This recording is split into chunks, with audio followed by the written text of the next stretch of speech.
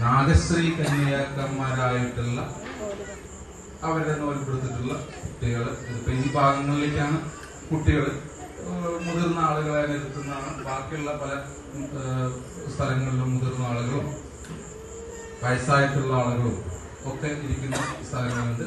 അങ്ങനെ അവരെ നാഗശ്രീ കന്യാക്കന്മാരായിട്ട് അതെന്താണ് മുതിർന്നത് എന്നൊക്കെ ചോദിച്ചു കഴിഞ്ഞാൽ, ഓരോ നാഗശ്രീ കന്യാക്കന്മാരെന്ന് പറഞ്ഞു കഴിഞ്ഞാൽ വിനത കത്തിരും എന്നുള്ള സങ്കല്പത്തിലാണ്. വിനത കത്തിരും എന്ന് പറഞ്ഞു കഴിഞ്ഞാൽ നാഗങ്ങളുടെ അമ്മമാരാണ്.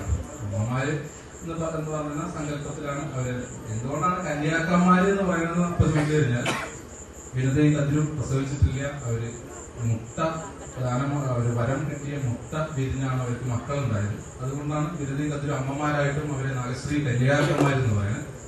അതുകൊണ്ട് തന്നെയാണ് അമ്മമാരുടെ സങ്കല്പത്തിലുള്ള രണ്ട് സ്ത്രീകളെ കളത്തിലിരുത്തി എത്ര നമ്മളെ ചിത്രപീഠങ്ങളുണ്ടോ